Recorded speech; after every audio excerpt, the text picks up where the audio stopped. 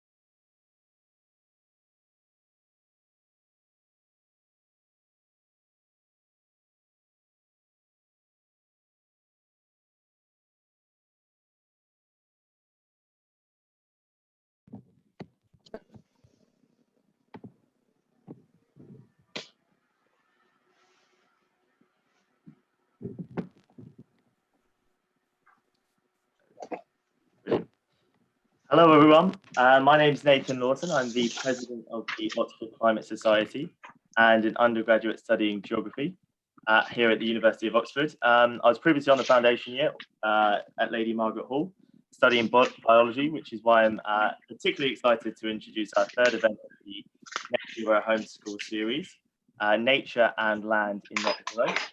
For anybody who's new, the Net Zero Homeschool is a week-long webinar series aimed at school strikers, university students, and anyone more broadly who's interested in tackling climate change and who wants to learn more about achieving net zero. The idea for this series came about by Miles Allen, who's Professor of Geosystem Science and Head of the Climate Dynamics Groups in the Department of Physics, also at the University of Oxford. In addition, he's our senior member.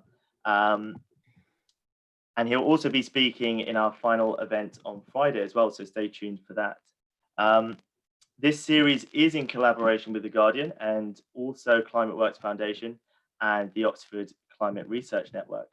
So just to add a little bit of context to the event today, on the 27th of June, 2019, the UK became the first major economy to pass laws to end its contribution to global warming by 2050.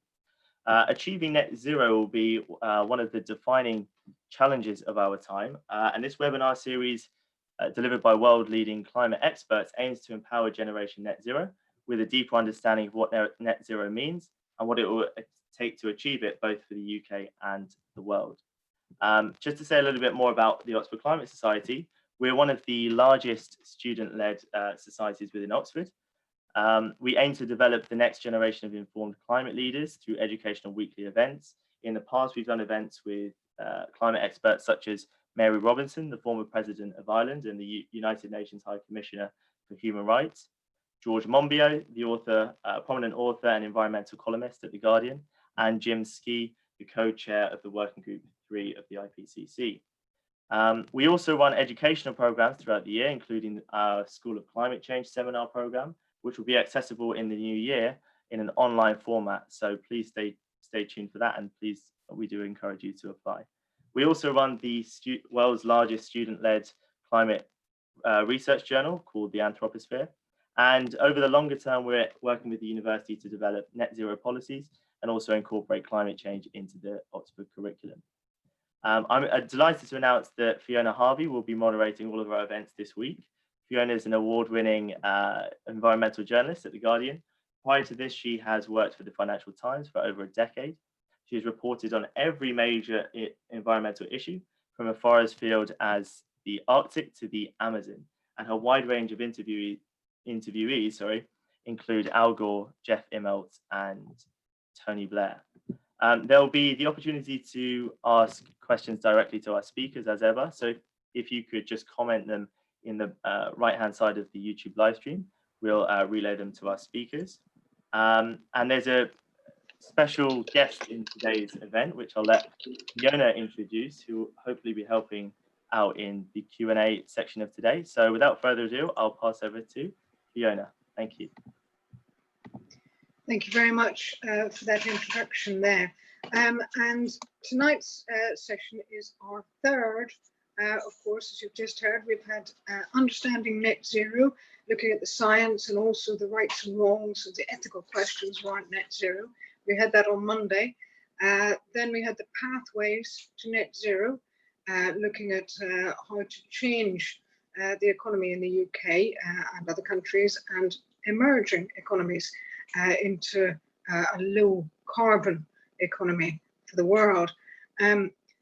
Those discussions, I think, are still accessible to you. But tonight, for our third session, we're going to move on to the specific question of land and nature, because, of course, net zero is not the only environmental challenge we face. We are also in the midst of a global biodiversity crisis, which is threatening mass extinction of many species, and not just extinction, but also the depletion of the variety, the biodiversity in the natural world. And that's another very serious crisis that's facing us. Fortunately, some of the solutions to the climate emergency could also help to tackle the biodiversity problem. So we'll hear some more about that as well. But of course, we also have a rising global population, and at the same time as moving to net zero, we need to provide enough food for the global population. So how do we square that circle? Well, those are some of the questions that we'll be looking at in tonight's session. So first of all, on the subject of biodiversity and nature-based climate solutions, we'll be taking Nathalie Seddon, who is from the University of Oxford, where she is Professor of Biodiversity in the Department of Zoology.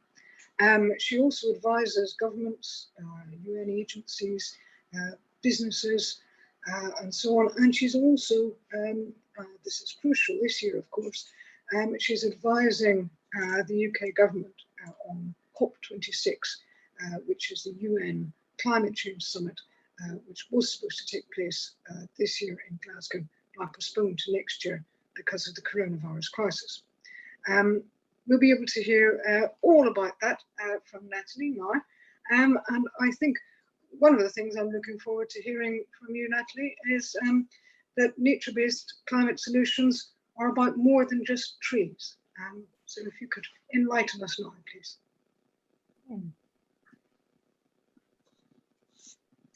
Thank you very much. Well, it's an absolute pleasure to be here and lovely to meet you, Fiona. Thank you for the introduction, and thanks to the Oxford Climate Society for this wonderful opportunity. It's a real privilege to be taking part of this the series this week. So very, very timely indeed. So, you know, nature-based solutions to climate change have really been in the limelight over the past year or so, and tree planting is being heralded as a panacea to climate change by many, including many leaders from across the globe. But I would say there is huge confusion about what counts as good, sustainable, nature-based solutions and what the limits to nature's capacity to support climate change mitigation are. So in this session, I want to just start by defining what we mean by nature-based solutions in general, and then go on to talking about what we mean by nature-based solutions to climate change mitigation and its relevance to net zero in particular. I want to talk about the promise, but also the pitfalls, especially the issues with the current political traction around tree planting schemes. And I want to say, really, really emphasize that it's really important that we get the message right about nature's role in climate change mitigation, and we ensure that investment in nature gets channeled into the most sustainable, the most equitable and ethical direction possible. In other words, in a way that genuinely benefits people now and into the future, nature and the climate. So let's start off with some definitions. So put extremely simply, nature-based solutions involve working with nature to address societal goals. Those societal goals might be climate change mitigation, climate change adaptation, food security, biodiversity conservation, and so forth. Now, the basic idea of a nature-based solution is really grounded in the robust scientific understanding that we have that healthy, natural, and managed ecosystems produce all these different ecosystem services, all these benefits on which human well-being ultimately depends. Now, the term nature-based solutions is a relatively new green concept to enter the lexicon, but it has found resonance amongst scientists and practitioners and policymakers as an umbrella concept for lots of other related terms, which you might be more familiar with, such as ecological engineering or green infrastructure or ecosystem-based disaster risk reduction. There are many, and most recently, natural climate solutions, which is what I'll be focusing on in this presentation. But a really important thing, and perhaps an obvious thing, but often overlooked dimension to this is, of course, the extent to which nature can bring all these benefits to people over the long term depends on how we implement them. That's really, really crucial, and I'll be talking more about that in a moment.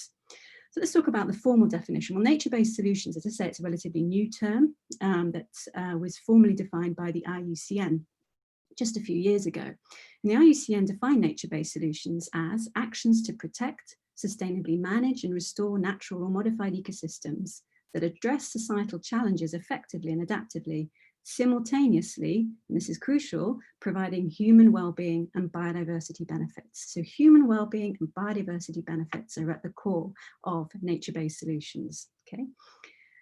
So what do I mean by that? So there are 4 widely recognized broad types of a nature-based solution or a type of intervention that can bring, if done well, societal benefits. So that can involve protection, restoration, improved management, and creation of novel ecosystems.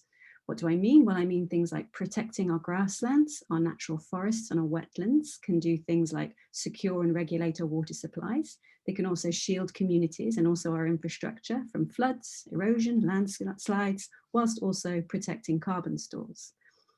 Meanwhile, restoration, for example, if we restore our coastal wetlands and our reefs, this can provide communities and infrastructure from protection against saltwater intrusion, erosion, storm surges, and so on, whilst also enhancing absorption of greenhouse gases. And coastal wetlands are particularly good at that. The third category, improved management, is vitally important. This is improved management of our working lands, our croplands, our timberlands, and so forth, to improve our yields of crops in drier, more variable, more unpredictable climates, whilst also reducing emissions and increasing the absorption of greenhouse gases. And then the fourth category, which isn't talked about quite so much, is the creation of novel ecosystems. And by that, I mean, in particular, sort of creating in green infrastructure or even blue infrastructure, so infrastructure involving fresh natural water supplies within our urban landscapes. And this can increase or can help with cooling, flood abatements, thinking about the sponge cities in China, for example, where this is being rolled out fairly extensively, whilst also reducing air pollution, providing a whole suite of very well documented mental and physical health benefits, and also increasing the absorption of greenhouse gases. So nature-based solutions, if done well in these different types of ways, can bring multiple benefits. I mean, these are just, you know, a small list of examples of why it makes so much sense to work with nature. And just very briefly, I wanted to just highlight the fact that it also makes extraordinary amounts of economic sense. You know, we're all thinking about how we might build back better after this situation, the pandemic we're in at the moment, and nature-based solutions are a really important part of that. And we could maybe discuss that later. But for example, it's been calculated that the benefits of mangrove restoration across the globe, so the fisheries, the forestry, the recreation, the disaster risk reduction benefits, are up to 10 times the costs of implementation. And in the USA, for example, coastal wetlands each year during hurricane season can protect up to around $23 billion worth of property. And in the Philippines, during cyclones, they protect around $1.7 billion worth of property, and millions of people have benefited from that. And another analysis has shown that were we to lose all our global reefs, all our reefs globally, annual damages from storms would triple and damages from flooding would double. So these, you know, they were really, really important services, very, very economically valuable services that nature-based solutions can bring. So they can, you know, draw down all this carbon, we'll talk about that in a minute, whilst also securing all these benefits if they're implemented properly. But given the topic, the broad topic that we're covering this week, I want to really drill down a bit more into what are called natural climate solutions. So natural climate solutions are a type of nature-based solution that's focused on reducing emissions, reducing greenhouse gas emissions arising from our use of lands and oceans while securing the carbon stocks they contain. So, you know, ecosystems on land and in the ocean are a really important source of greenhouse gases, or our interaction with them means that they're a source of greenhouse gases, whilst also being an important sink. So according to the IPCC 1.5 degree special reports that was published last year, agriculture, forestry and other land use activities, so how we use our working lands, for example, account for 13% of total human emissions of carbon dioxide. The lands sink, meanwhile, ecosystems can, through that remarkable feat of chemical engineering that's called photosynthesis, can absorb 29% of anthropogenic carbon dioxide emissions. These are approximate figures, of course, but you can appreciate the scale of the importance. So the key thing, though, is that the biosphere actually has the potential to remove and store considerably more carbon dioxide and other greenhouse gases than this. And so the question is, how much more? So it turns out it's incredibly complicated to create or generate global estimates for the potential of natural climate solutions. This is a very, very, complex amount of science, and lots of different sorts of scientific understanding of our landscapes is required to generate these estimates. It's hugely challenging. Lots needs to be taken into account.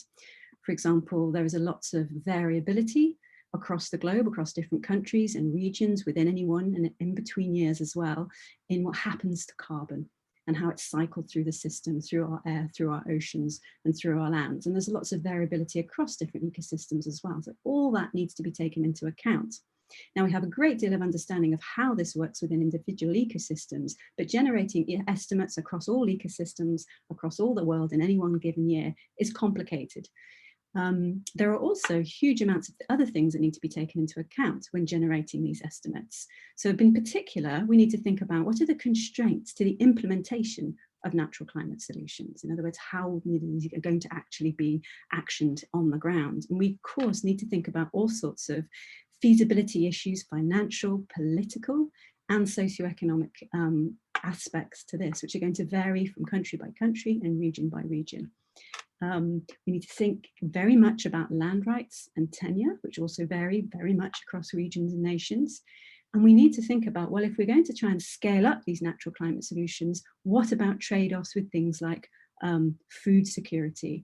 And my colleague Nora will be talking a bit more about that in her presentation later on in this session. And also, what about the trade-offs with biodiversity? How can we scale up natural climate solutions in a way that doesn't negatively impact on the diversity of systems and their ability to support all these ecosystem services on which we depend? So these are really, really important things that need to be taken into account. We also need to think about the suitability of land for restoration, especially in a warming world. And often the elephant in the room when it comes to the narrative around nature-based solutions is we need to take into account somehow the impacts of warming on the health of ecosystems, because that ultimately affects the capacity of ecosystems to act as a sink for greenhouse gas emissions. So that's just some of the main things that need to be taken into account, but there are many more, as I'm sure you'll appreciate. So much work is being conducted on this. It's a very, very important area of active research, as many labs, many groups across the world are really working hard on this. And they're doing this work to refine these estimates. The models are improving all the time.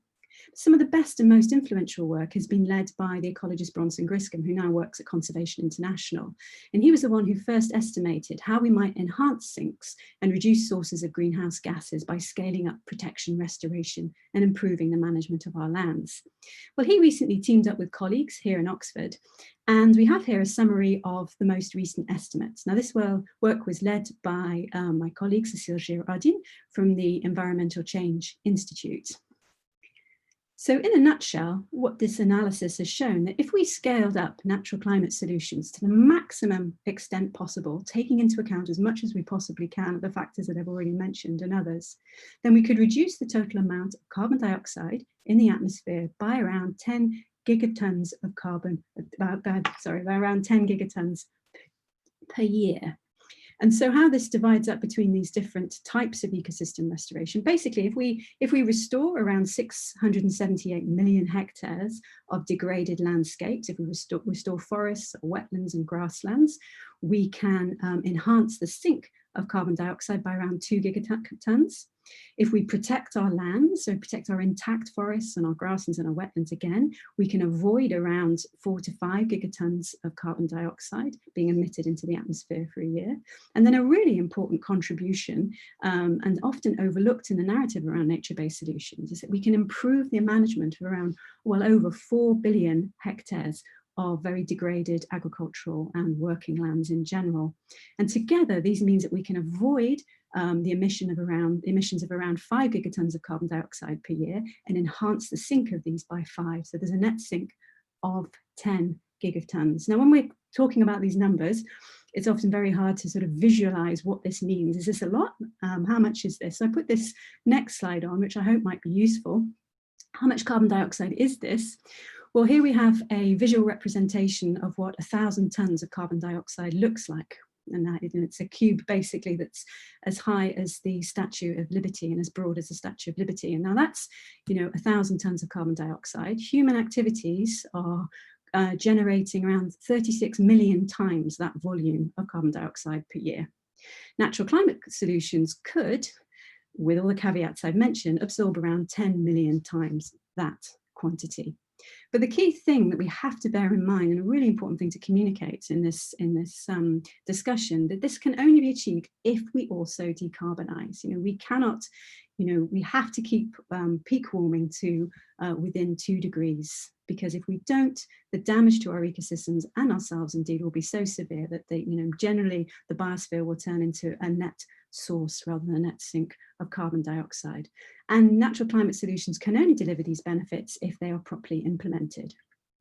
So one of the issues is that, yes, there's a lot of attention and lots of people in government and business are all talking about nature-based solutions. Well, they're actually talking mainly about tree planting. Now, tree planting can be a great thing if it's within the context of restoration. But as you can see, actually restoring forests is quite a small proportion of the overall contribution of natural climate solutions. But actually the majority of pledges around tree planting appear so far to be mainly around afforestation. Now, afforestation is planting trees on naturally treeless environments. And so there are major examples, there are many examples of major tree planting initiatives around the world, many global examples, the Trillion Tree Campaign, regional examples such as the EU Biodiversity Strategy, which is a pledge for 3 billion trees, which was announced just a month or 2 ago. There's a Grain for Green program in China, the Green Legacy program, the 1 billion trees program. So everyone's talking about trees and everyone's talking about numbers of trees. They're not talking about the quality of the ecosystems to be protected or restored. They're talking about the numbers of trees to be planted. The problem really arises, though, is that many nations are prioritizing commercial plantations under these initiatives, commercial plantations in the name of climate change. Now, clearly, commercial plantations serve many purposes and bring many benefits to human societies. They are needed to meet the growing demand for wood products, including biomass. They can, in some contexts, take pressure off naturally biodiverse forests, and that's a very good thing. In some contexts, they can also facilitate the natural regeneration of degraded landscapes. There are certain landscapes in the world that have been so badly degraded by human activities that actually tree planting on those landscapes can be an important first step to the restoration of them. And of course, tree planting can generate jobs and support livelihoods. And there's been some brilliant work done recently by the World Resources Institute, where they estimated that for every $1 million invested in tree planting in the USA would generate 40 new jobs, compared to 19 for investment in the aviation industry, 7 for finance, and critically 5 for oil and gas. A huge difference here. So an annual federal investment, according to this analysis, of around $4 billion could restore around 60 billion trees over 20 years and create 150,000 jobs. So clearly, tree planting initiatives are also an important part of building back better. But as I say, it's not the number of trees that count, but the quality of ecosystems restored and protected. And I really wanted to communicate this very clearly, that a forest is not a crop of trees, and a crop of trees certainly isn't a climate solution. Trees are incredibly important. We need more of them. They produce oxygen, they draw down carbon dioxide, they regulate water supplies, bind soils, they support countless organisms, from the microbes that keep our soils healthy to the animals that pollinate our crops, control pests and disperse seeds. We clearly need them, but the capacity of trees to support these vital functions depends on the overall health, diversity, and resilience of the ecosystems in which they grow. And the big problem with the focus on tree planting as a climate solution, well, first, there are many problems. First of all, and one of the most significant problems, is that they are currently distracting in some sectors away from the need to keep fossil fuels in the ground. As I've said, unless we decarbonize our economies, global heating is going to damage our ecosystems beyond recovery. We need to decarbonize, number one. The issue, one of the other issues, is this all this focus on planting and not so much a focus on stewardship. You can't just plant a tree and expect it to grow. There's an awful lot of care is needed to ensure that those trees survive, and that's often not factored into these budgets for tree planting. Plantations also offer rather short-term carbon stores. So much harvested wood is for short-lived products. So a lot of harvested wood from these plantations goes for paper, pulp, or cheap furniture, and they release their carbon dioxide back into the atmosphere only after a short period of time. And the other major issue with some of these commercial plantations is that they can threaten other critically important habitats and thereby threaten biodiversity. So there are examples all over the world where commercial forestry plantations that are being rolled out in the name of climate change are causing damage and destroying wetlands, peatlands, grasslands, which are really rich in carbon and also support biodiversity. And there are also examples, increasingly widely reported on, of natural forests being replaced by plantations, leading to a net loss of biodiversity and carbon. So there was a study actually just published earlier, just a couple of days ago actually, showing that in Chile between 1986 and the year 2000, government subsidized plantation forestry doubled in extent during in the country. Carbon stores only increased by about 2%. Meanwhile, a lot of these plantations replaced natural biodiverse carbon-rich Nothofagus forests, which shrunk by 13%. So some evidence that in Chile that subsidies have actually accelerated biodiversity loss, whilst actually not having a very great impact in terms of carbon dioxide or carbon sequestration. Similarly, in Cambodia, a 34,000 hectares concession was, basically native, diverse, rich, biodiverse native forest was converted to an acacia monoculture, and a lot of the local communities were dispossessed from their land. Plantations themselves often just have one or two non-native species which grow quickly. However, these low diversity plantations have very low resilience and less carbon than intact forests. So we need to be very, very careful about how we define nature-based solutions in this way. So I wanted to sort of wrap up really by saying that, for the first 10 years, the concept of nature-based solutions concerned working with nature in a way that supported human adaptation, disaster risk reduction, and biodiversity conservation. Recently, the focus has shifted to tree planting. This is really recent. Now, although global recognition of the value of trees is definitely to be welcomed, tree planting is not a silver bullet climate solution. Unless we rapidly decarbonize our economies, global heating will damage us and our ecosystems beyond recovery.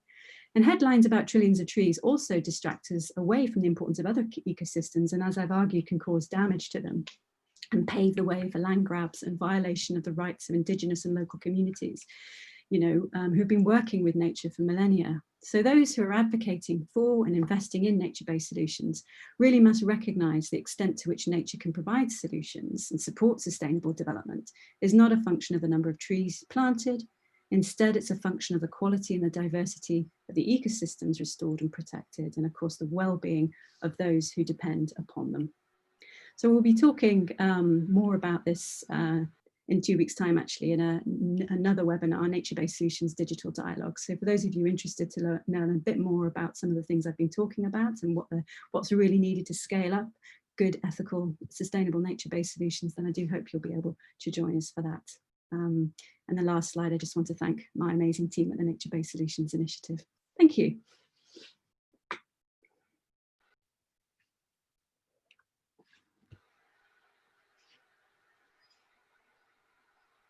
Hello? Hello. Sorry, my muting doesn't seem to be very responsive. Thank you very much for that. It is extraordinary that we are supposed to be keeping our forests intact around the world. We're supposed to be avoiding deforestation as one of the easiest ways of getting to net zero.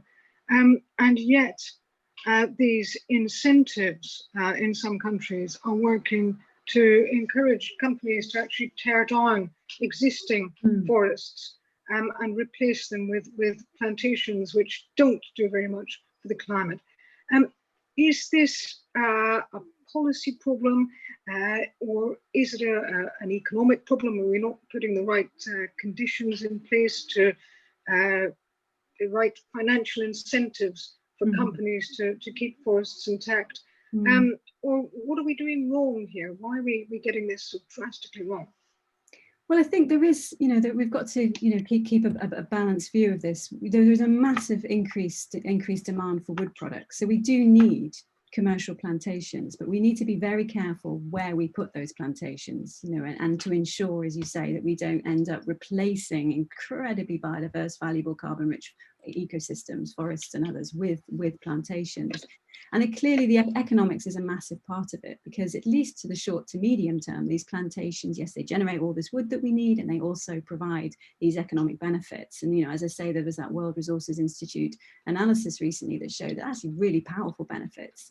And the problem with, to be able to sort of generate those sorts of benefits, we need to completely change how we incentivize ecosystem stewardship and ecosystem protection. So figure out how we do that conservation and restoration in a much more inclusive way, where we can provide incentives, or we, instead of subsidizing forestry, we're actually subsidizing ecosystem stewardship. And so it's definitely a shift, and there are conversations going on at the moment. There's, there is recognition in many governments that there is a need to change this, and actually they won't meet their commitments under the Paris Agreement, they won't meet their commitments under the CBD, or even their commitments under any number of these other big multilateral agreements, if they continue to do this.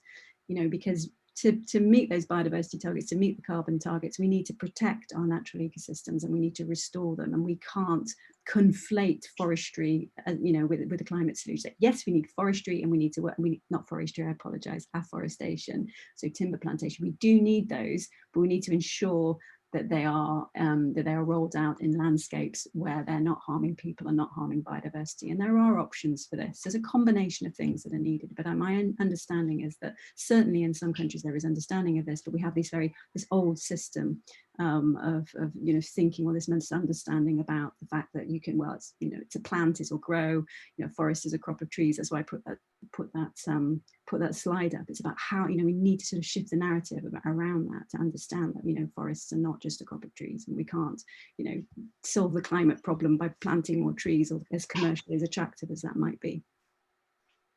Yes, and all trees are not equal. They really aren't, no. It's a really important point, and in fact, we've seen some unlikely characters. Donald Trump has come forward to support tree planting initiatives, for instance. So we've seen enthusiasm for this in some unlikely quarters, but sometimes that enthusiasm might be misplaced, is what you're saying. Yes, absolutely. It's interesting though, yes, that Trillion Trees platform that was announced by the World Economic Forum in Davos in January, that was sort of endorsed by Donald Trump, it's called the Trillion Trees platform, but when you dig down underneath that, it actually has a huge emphasis on restoration and protecting intact forests. So, if you, open the bonnet on some of these, there is that there. If you open the bonnet on other initiatives that might be sort of describe themselves as forest landscape restoration, you open the bonnet, but actually it's more commercial plantations. These sort of, these initiatives differ, but with that one, interestingly, though it was endorsed in that way in Davos, it actually is, that whole process is geared up towards supporting restoration and protection of existing ecosystems. But yes, I mean, one piece that's often not there in the narrative is the importance of the intactness of ecosystems, because we might sort of, unexperienced person, or person who isn't a tropical forest ecologist might walk into a forest and say, well, there's loads of trees, it seems to be a forest. But actually, once you start taking out the big trees, once you start removing or hunting out some of those species that are really important for, say, dispersing or germinating seeds, then the resilience of that forest and its ability to sequester carbon for the long term is hugely compromised. So it's not just a question of just keeping your forest, it's a question of like making sure that the forest that we restore, the goal is the intactness of it, the health of it. And this is very important in a rapidly warming world. We need this diverse ecosystems for us and our ecosystems to be resilient to the change that's coming. Well, thank you very much for that. That's been really eye-opening, actually. And we'll have some questions for you from the audience shortly. But next, we're going to hear from Nora Berrahmouni, hello, from the UN Food and Agriculture Organization. Nora is a forest ecologist. She has specialised on drylands, but she's working as the Senior Regional Forestry Officer at the FAO Regional Office for Africa, where she is looking at the role of forests and pastoral systems in food security and nutrition, as well as combating climate change and looking at related issues such as desertification and biodiversity loss. So what we're going to hear from you, Nora, is about feeding a net zero world, which is a key consideration here, as I said in my introduction, because obviously the global population is growing. We've got many more mouths to feed and to do so sustainably.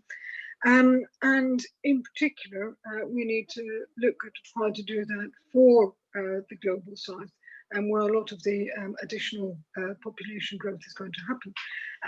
So is it actually possible to feed all the people we need to feed and move to a net zero world? How do you square that circle?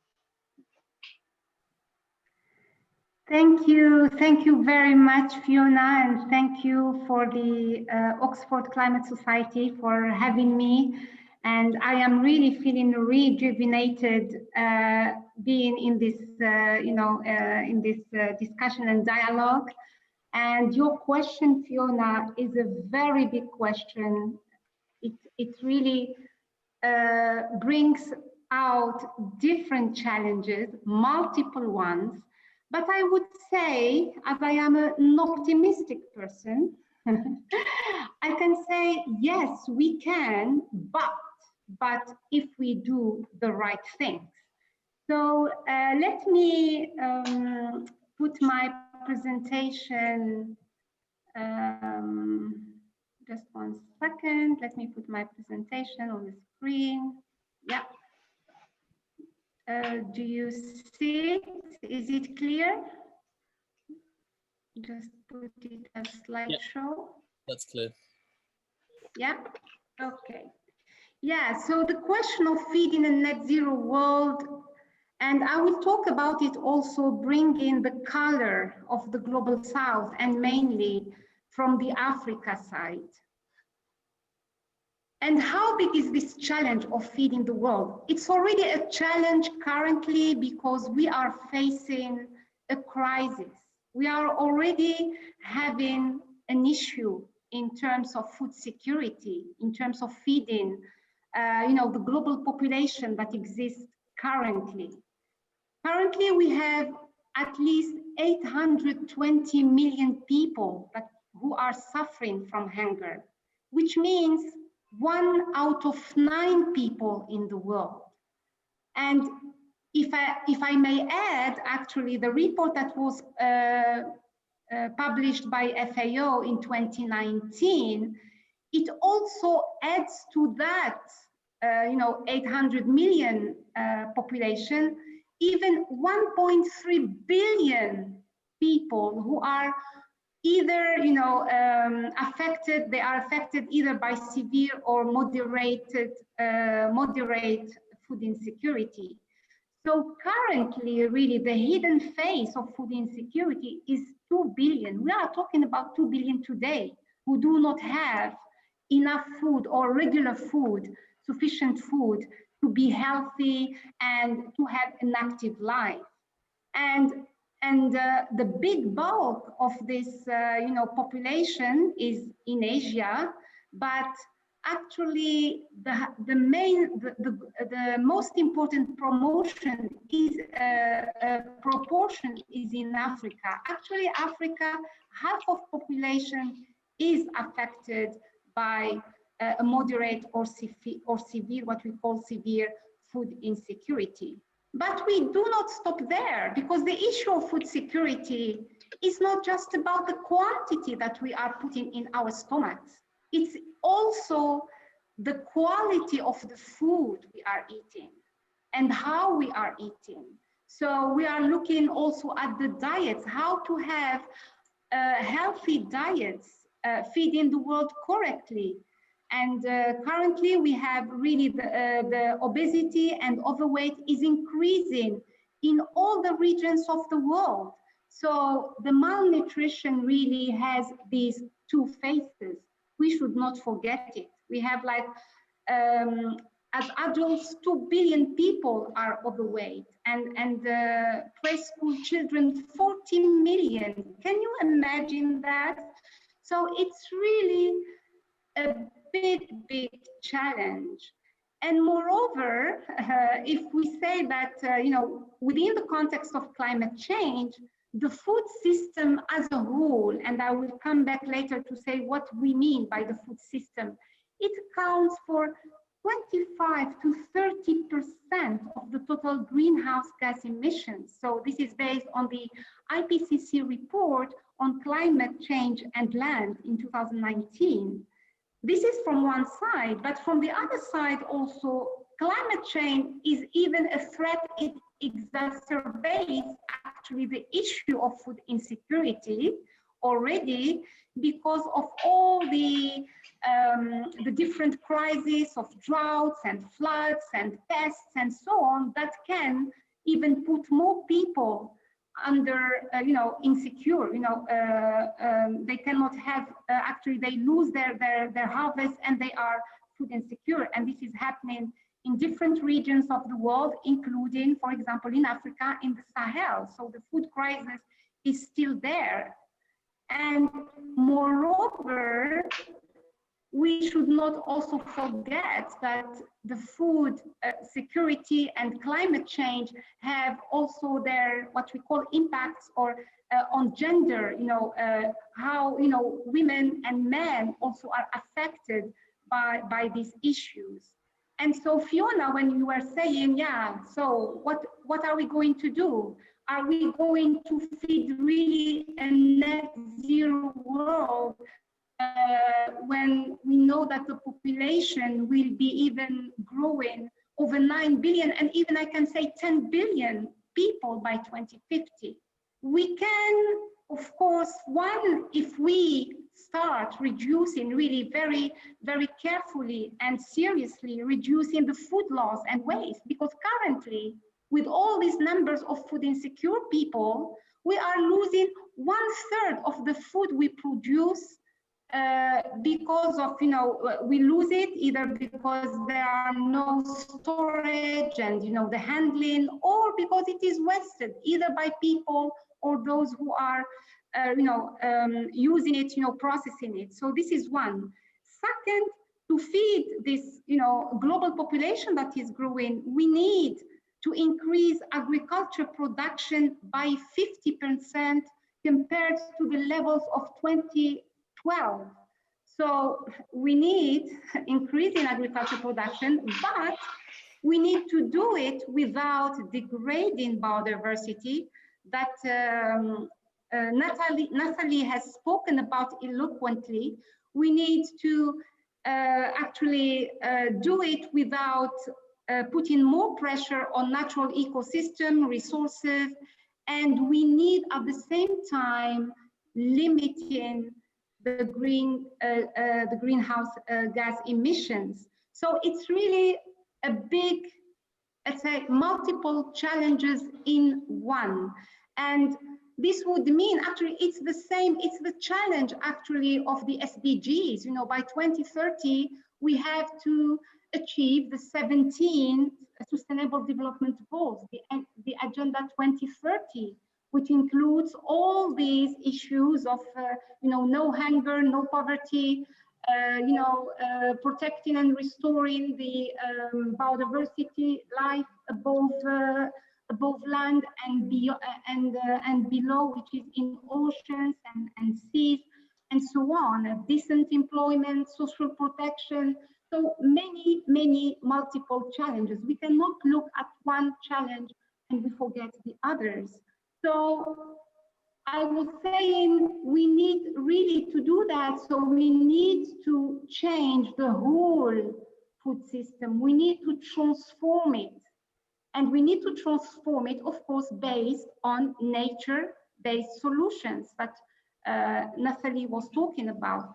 And when we talk about food systems, it's not just, it's actually at least the 4 elements of it. The food production from one side, the food handling and the storage and processing from the other, as well as the food and trade and markets and marketing.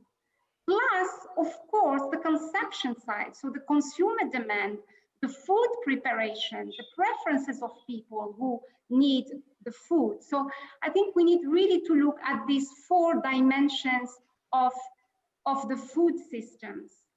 And still, you know, with the report, the report of the climate change and land that I was talking about before, that was published by IPCC, has also talked about that. Said, okay, we need really to transform the food system and make sure that the consumption, we have a consumption of balanced diets, because this really would, from one side, bring major opportunities for reducing emissions from one side, but also improving the health. A healthy diet is a healthy life.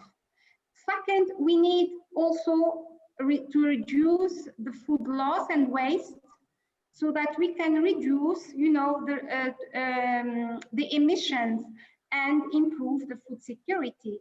But to do that, we need to support this by incentives, policies, markets, you know, institutions and governance. It's not just one person that could do that. If we are not accompanied by the, how we call it, the enabling environment, which includes really positive policies, positive markets, and so on, that could really support transforming this food system. And also, last and not least, education programs. We need to learn, to educate ourselves how we should, you know, eat and what we eat and so on, so that we can enable change.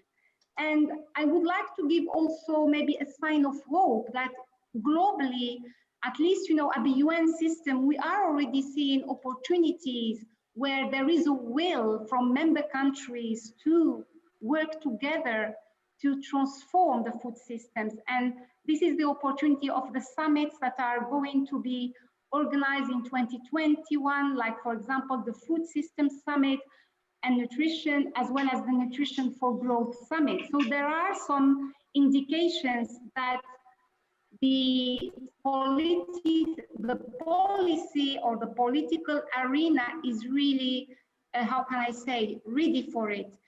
I would like, for example, for the healthy diets, give an example. There was this very interesting paper that was published by these authors, Imamura and al. And they did this study in 187 countries, comparing the dietary quality of men and women in these countries.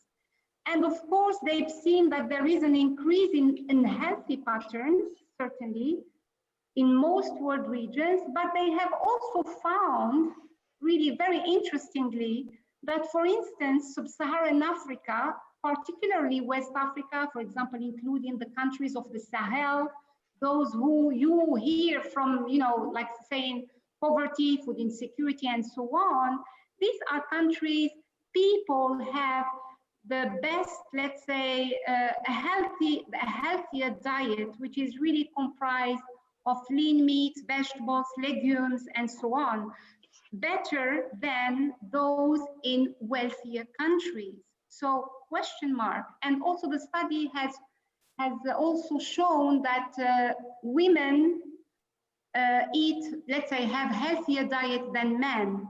So also another question mark. So women lead the way, I think, to support this food transformation. Thank you. Nathalie spoke about biodiversity.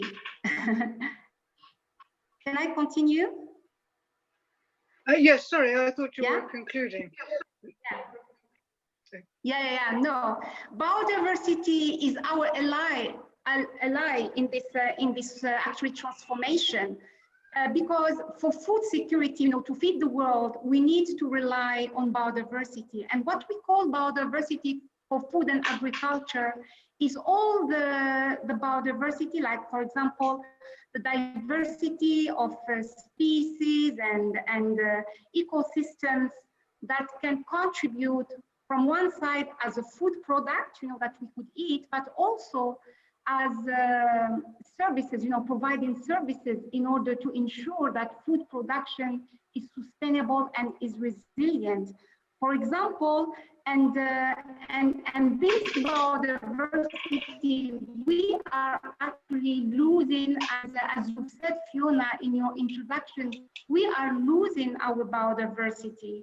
So interestingly, also importantly, I think one point that is really very important, amongst the 6,000 species, let's say terrestrial plants, species that we normally, that are cultivated for food, we actually currently produce our food using only, let's say, less than 200 species, out of which actually only 9 crop species are used for, let's say, all the 66% production, food production, which includes, for example, rice and wheat and maize and potato.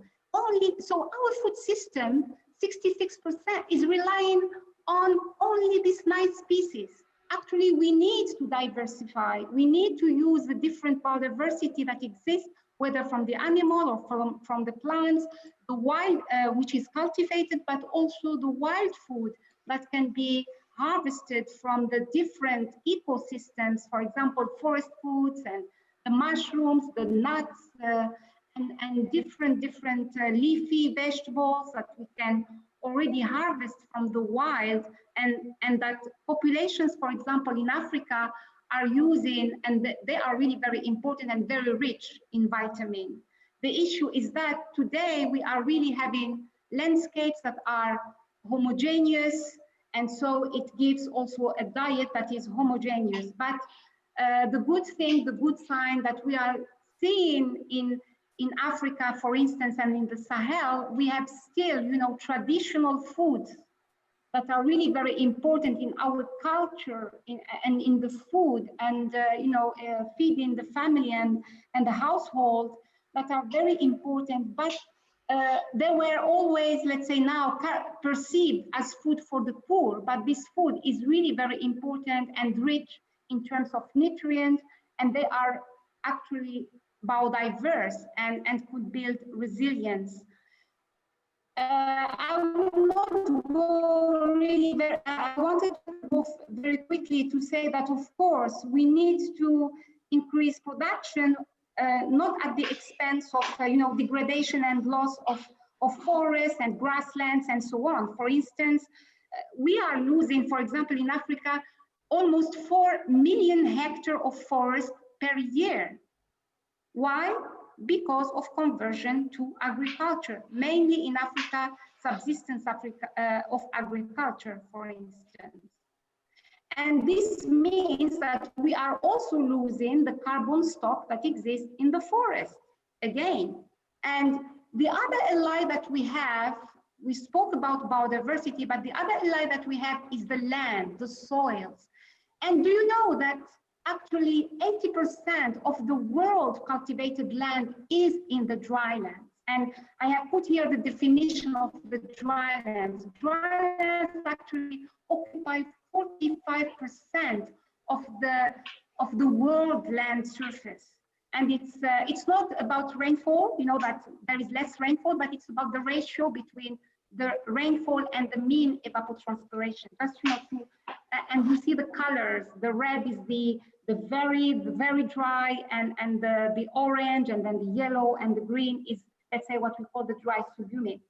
And these lands are the ones who are really supplying 60% of the world food crops and 50% of livestock production. But these lands are, of course, affected by degradation and decrease in productivity. I'm just giving you the example of a map here from on Africa that shows really a decrease of 24% of Africa's cropland. And the other interesting thing is that sometimes we don't think that actually it's the soils, our soils, that are the richer in carbon, and that can be really the most sequestration ally actually for the greenhouse emissions. For example, the top 30 centimeters of the soil can actually absorb as much as what can be absorbed by the atmosphere or the vegetation. So I think it's really very important then to put back carbon back in the soil through all these nature-based solutions that Nathalie has spoken about. And I will finish with 2 examples. One, for example, having sustainable agriculture through what we call the agroecology practices, or what we call also climate smart agriculture, which is really based on the 10 principles. And the principles is really the diversity, protecting the ecosystems, the biodiversity, and using a variety of the species and the breeds and varieties so that we can have a balanced diet. And also we, how can I say, do it also, we produce while we are taking care of the soil and the land and the ecosystem. It's also about co-creation of knowledge. It's about synergies of different components from production to processing to markets. It's also about pride, rebringing the birth of the culture and the food traditions, reviving these in order to have really healthy diets. It's about the land tenure, the human and social values, and so on. And the other example that I wanted to just give, last one, in order also to echo what Nathalie was talking about. Restoration is not about planting, trees or single same trees or monoculture. It's more about really restoring the biodiversity and the functions. And there is a big initiative which is called the Great Green Wall, the Africa's Great Green Wall, that many people are mistaken. They think it is planting trees. It is actually more to restore the production systems, whether they are forests or pastoral land or agriculture, in order to become fertile again and feed the people and contribute to poverty alleviation and also climate change. And one example of FAO support to this bigger initiative that is really developed by a number, like over 20 countries, and endorsed by the African Union, is how we are doing restoration in these areas. We are asking people, communities, what they want to plant in their land, or what do they want to restore from their land. And you've seen, we have, for example, through this consultation, we have found that communities wanted, species, replanting species, whether wild or crops, more for medicines, food, feed, fuel, and so on. It's not like trees only, but local native trees, diverse trees, plus shrubs, and also fodder species, grasses that could also support their livelihoods and their system.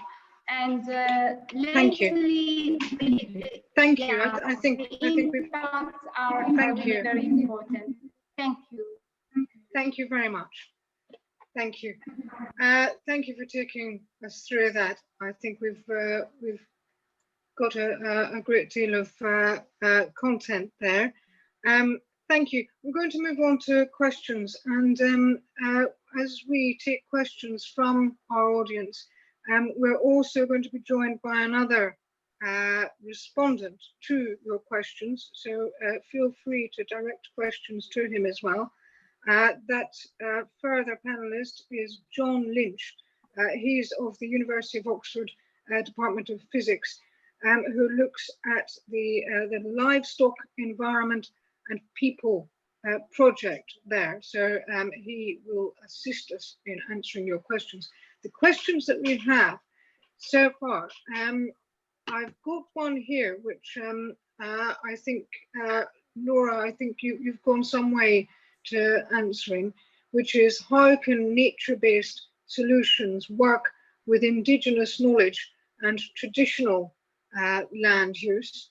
I think we've seen quite a lot of that in your talk, Nora. So I think that's mostly covered, but if there's anything you'd like to add, let me know.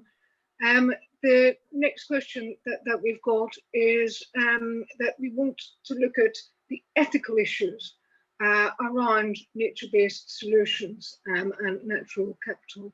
I'm not quite sure what ethical questions we're looking at in particular there. The questioner doesn't make it clear, but I think if we were to look at ethical questions, issues around land rights and equality and so on would be in that.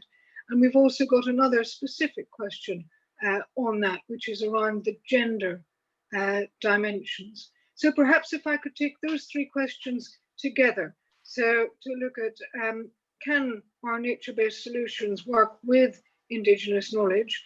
Can we address the ethical questions around land use and emissions at the same time? And how do we address the ethical issues around gender, which is very, very important when we look at land use and land rights and food. So Nora, I think you've already gone some way to answering this, so I'll take you briefly first, then I'll move on to Nathalie, and if John wants to come in, he can. Nora, you first. Thank you so much. Just quickly, yes, actually the traditional knowledge, the local knowledge has been, is really being captured and taken on board, linking it and combining it with the science and the technical, technologies and so on that you could also provide to scale up, for example, restoration and restoring the, food security, but restoring the production systems in these areas. And the example of the Great Green Wall is really, let's say, it tells a lot about it, because we are, for example, using the local knowledge of communities who know what to select up species and so on, because they are multi-purpose. They can contribute to the fertility of the soil from one side, but also technologies, adapted technologies like using this plow, which is called Delfino, that has been developed, inspired by the local communities who knew before, men and women in the Sahel, how to harvest the water during the dry season, let's say, digging these half moons, these dams during the dry season to harvest the water. So all this knowledge is captured, as well as also the knowledge regarding the diets, the food, the wild food that exists and that are now less maybe utilized, because people think that the modern, products from abroad are better. But actually, the baobab fruit, the baobab tree could provide the fruit a lot of vitamin C, more than the oranges that you can bring from other countries. Or it can also provide leaves to support, cooking, meals that are really very important in vitamin and in nutrition. And it provides even more other products. So I think there the local knowledge is part of it, and is part of it in the agroecology practices too. Without it, we cannot go far.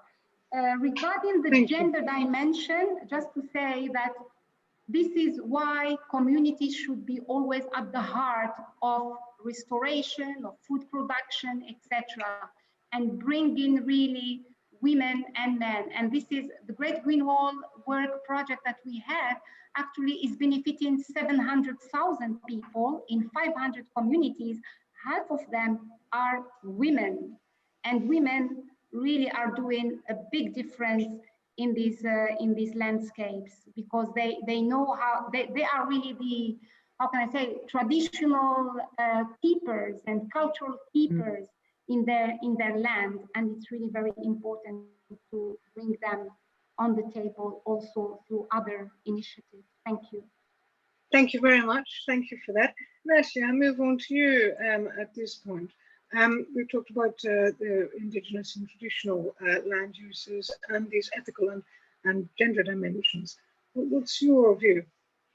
Well, when you look across the world, all over the world, and you bring together sort of examples of best practice, the only ones that are really sustainable and scalable in all parts of the world are the ones that have been implemented by, with, and for local communities. The projects that sort of come in and are implemented on an area, sort of a top-down process, they don't last. They often fail. They fail to deliver on climate and biodiversity, and they often result in, the dispossession, the disenfranchisement of local communities. And ultimately, it's the local communities who are the stewards. They are the ones that are right out there. They are the ones that are often they have the knowledge, and especially, as Nora was saying, there are some parts of the world where communities have been dealing with climatic variability for a long time, and we have a lot to learn from those communities.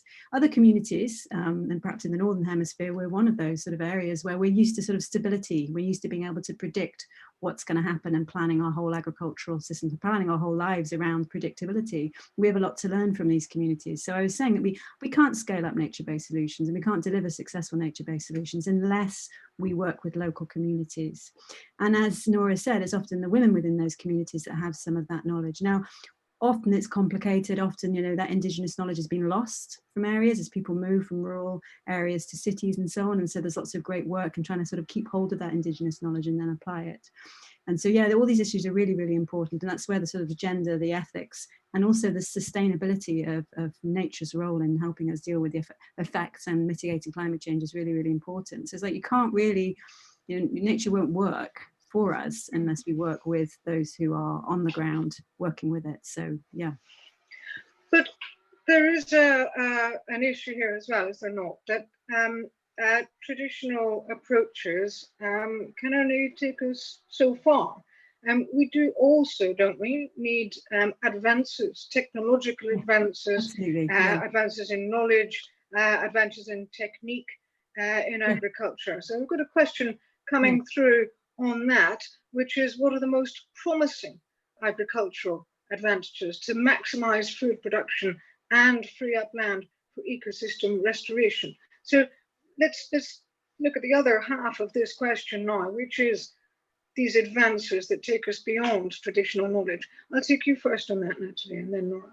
Yeah, I think it's important to say that when we're talking about nature-based solutions, we're often not talking about it, as an alternative to technology, as an alternative to, more modern approaches. We're talking about, we need to develop resilient landscapes that can benefit people and biodiversity over the long term. And we're looking at portfolios of solutions. We're looking at multifunctional landscapes that do lots of different things. And we're looking at a future where technology enables nature-based solutions, and maybe nature-based solutions can protect the technology. So it's not sort of, this isn't a polarized issue. It's not nature versus technology. It's like nature working together with technology. I'm a journalist. We love to see things as either or. I know. You're saying both. Yes, we are, and it's the same. I mean, there's lots of polarized debate in all narratives, right? And about tree planting, is it good or bad?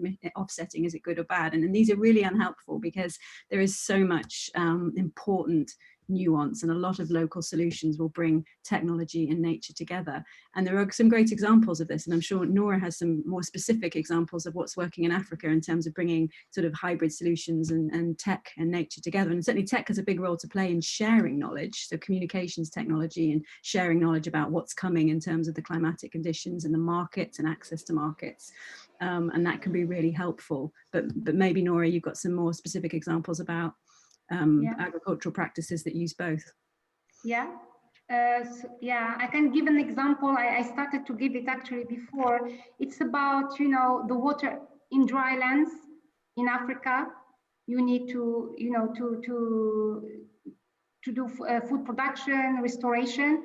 Normally women, they use the digging of these dams, what we call the half moons, in order to store the water, and it is slow, it is taxing, it's really a burden, you know, go and do that, you know, in the Sahel under 40 degrees.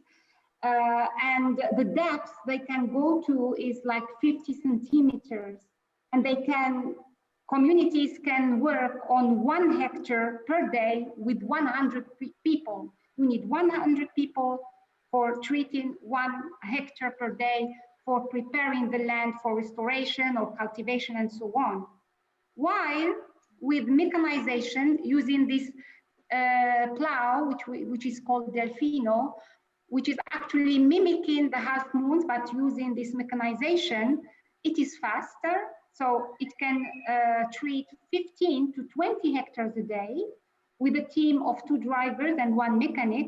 The depth even is 1 meter, so it can store more water. And you need just a high, let's say, level investment in the beginning, but then the machine could work and so on.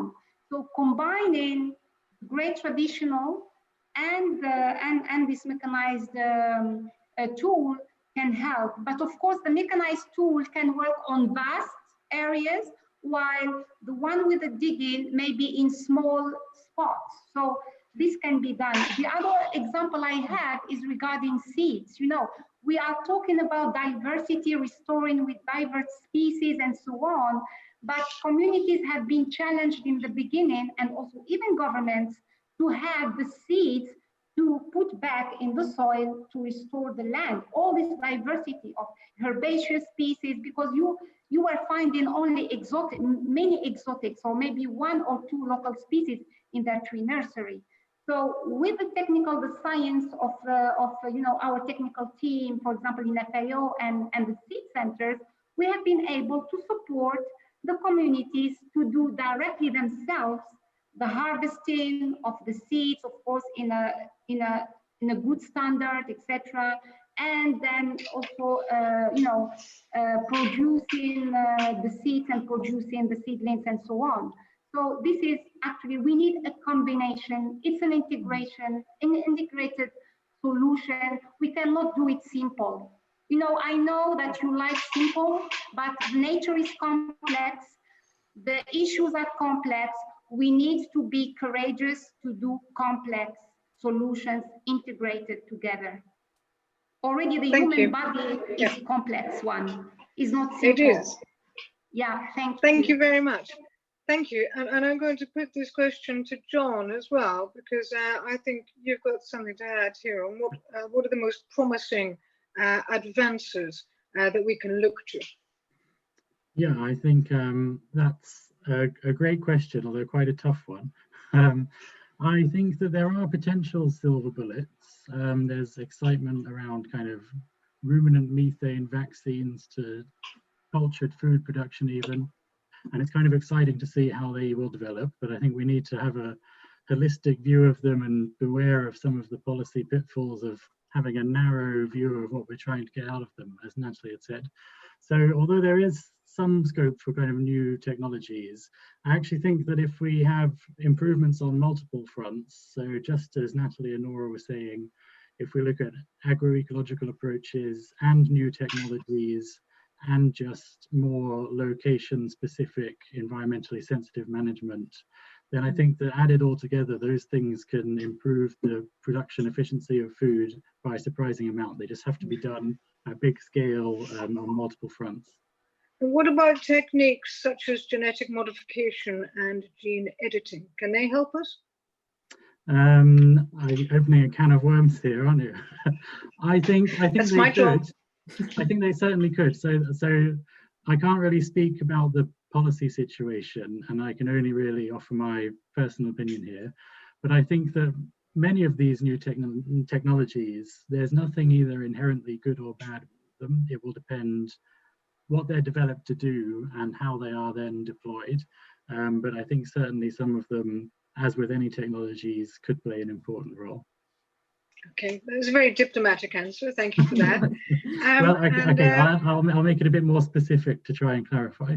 So the first wave of kind of GM products were largely aimed at herbicide resistance, which has had benefits and has meant that we've had kind of huge increases in arable productivity in the systems that use them. but they have also obviously led to very large application of large amounts of herbicides. So I don't think that it's the technology itself which is the problem or what needs to be considered there.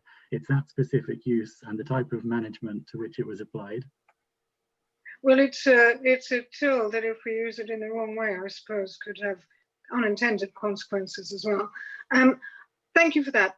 While I'm opening cans of worms, the next big topic that's been brought up by our audience is about a sustainable diet. Now, several people have asked about a sustainable diet. And of course, we know that, and you've touched on this, Nora, that the diets that we have currently in the global north and the west, which we prefer to call it, in the developed industrialized economies, are often unhealthy, and they're often very meat-based. And one way of reducing greenhouse gas emissions that's been suggested by many people is to move to a more plant-based diet, which would be healthier and better for the planet. So when we're looking at a sustainable diet, and I'll take you first, Nora, on this, and then Nathalie, and then John, what are we looking for in a sustainable diet? And is a sustainable diet a decision for the individual to make, or should governments be making policies that encourage us or even force us onto more sustainable diets? Nora, as I said, you first, then Nathalie, then John. Thank you. Yeah, thank you very much. What I see as sustainable diet, it's really looking at the diversity of what we use. You know, we feed ourselves, whether it's plants or animals. It's really, of course, the plants are less, let's say, are less problematic regarding the emissions and so on. But there are cultures and traditional pastoralists, you know, who are having, you know, they base their diets not only on the meat, but, you know, on the diversity. For example, the West Africa, you know, you've seen West Africa population is basing its diet in actually it's diversified. So lean meat and plants and wild foods and so on and so forth. So I think the sustainability is a balance in terms of you know, what we our intake of the different elements, and certainly it's the two level, the individual, of course. You know, we are in a democratic world. I think each person has the right, you know, to choose, has its preferences, but also the policies from the governments could support that through voluntarily guidelines and policies that could support more, you know, a healthy diets. And FAO is working, for instance, with the governments to work on this development of the guidelines for supporting better food and better nutrition in the country. So this is what I can say on the subject from my side. Thank you. Thank you very much. And Nathalie, what do you think we can do about sustainable diets? Because our unsustainable diets, as we've heard, are some of the biggest threats in the world to forests at the moment. Absolutely, absolutely. There are so many issues with the whole food system as well. It's important to sort of see diet within the context of the whole system. Problems with production, problems with waste, all the rest of it. The whole thing needs to be completely revolutionized. But there are a lot of vested interests. So this is very complicated territory. And the evidence suggests that on average, a shift to a plant-based, or I would say a plant-dominated diet is a very, very good thing for the environment. And I'm using the word environment very broadly. So it's definitely very good in terms of reducing impacts on biodiversity. It's important in terms of carbon. It's also extremely important in terms of our own physical and mental health. And there's an abundance of data to support that. Okay, and I think, you know, one important thing is improving the quality of information that consumers have made available to them about what is good to eat, what is good for their bodies, what is good for the planet. And there's a general rule of thumb that if it's bad for the planet, it's going to be bad for your body.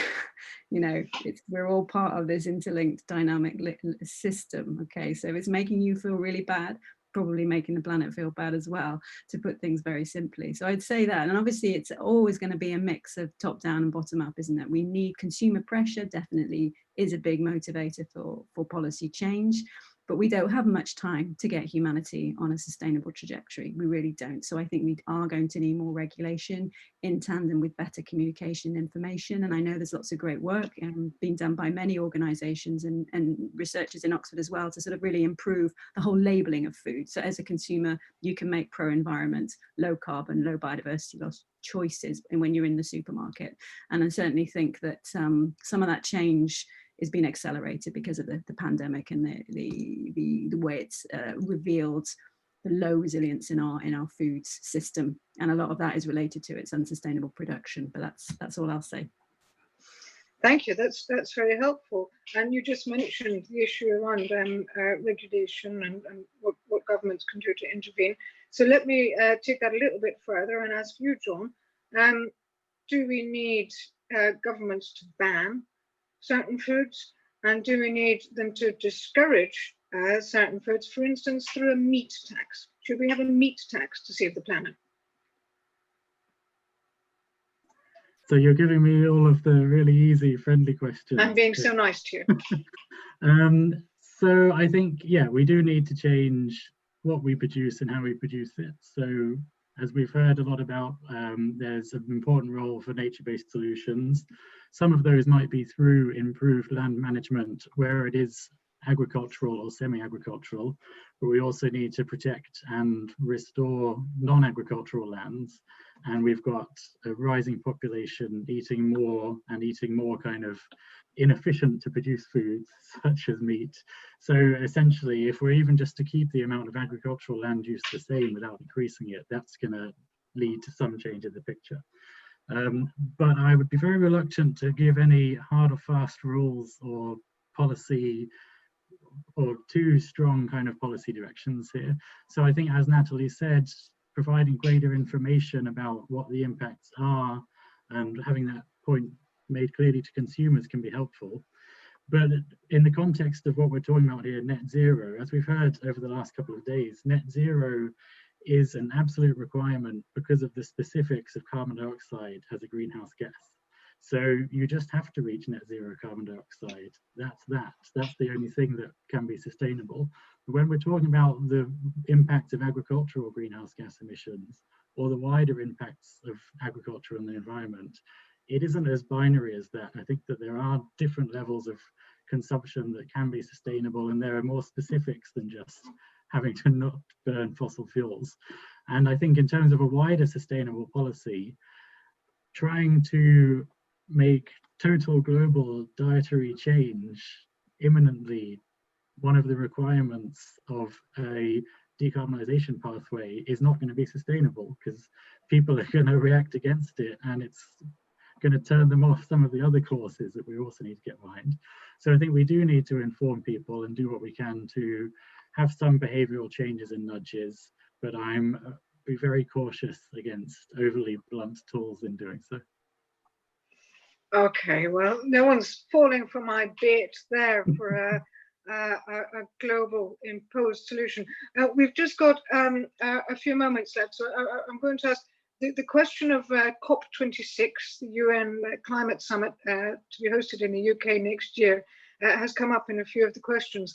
So I'm just going to say to each of our panelists in turn, very, very quickly, 30 seconds each, if you had one thing that you could bring to COP26, if you were allowed to stand up on stage with all the governments at COP26 for 30 seconds next year, what's the one thing that you would say that you would try and get them to do and go home with? Nora, I'll take you first, then Nathalie, then John again. Thank you. Thank you. I think the first thing is really, and the one thing is really to transform food systems from the production to the handling and the storage and the marketing and the consumption, which is really very important to support actually a net zero world, but also, of course, giving more promotion of restoration, restore, repair the damage from one side, and and protect what is still intact today as, you know, natural ecosystems, whether they are forests, grasslands, and so on. So I think it's really very important to look at these 2 points. Thank you. Thank you very much, Nora. Thank you for that. Nathalie.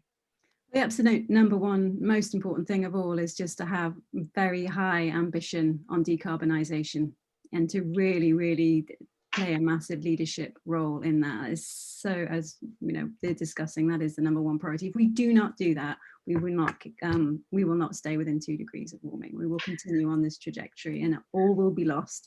So that has to be that. So whatever we can, some visionary ambition on that.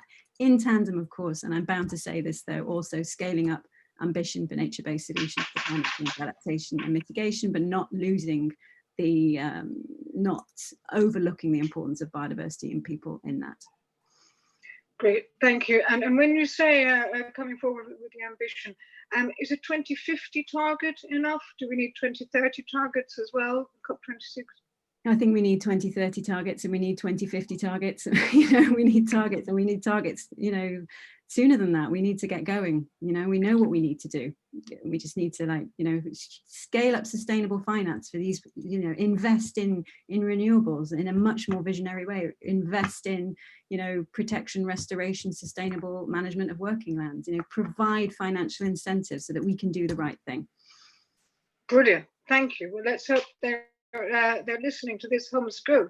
And John, a final word for you on what you would take to COP26. I'll keep it very quick. Yeah, basically going to re-endorse Nathalie's points. Do pay attention to nature-based solutions, but worry about the detail in the ecosystems rather than just numbers of trees and simple acres preserved.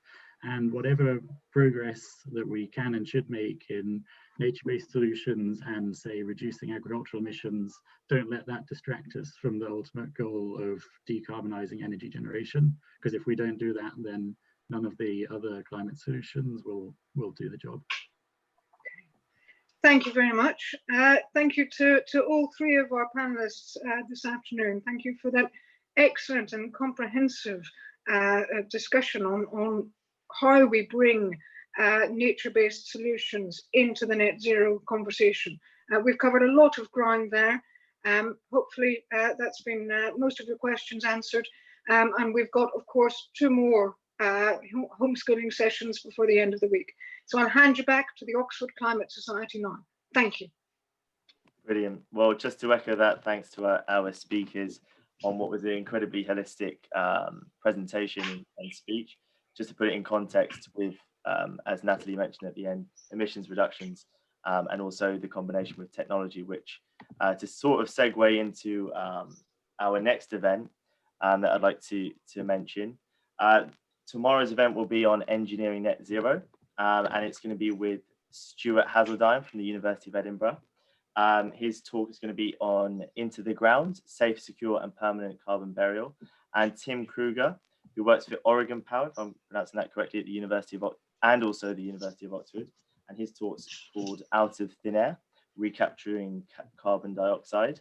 And once again, just to thank Fiona for her brilliant moderating and making everything clear for our audience. So thank you very much, Fiona. And the last point is, if you've enjoyed and learned something from today's webinar, please do share around with your friends and with your school so that more people can learn and benefit from the homeschool that we're creating for you guys. Thanks to our speakers once again and for taking the time out for this event.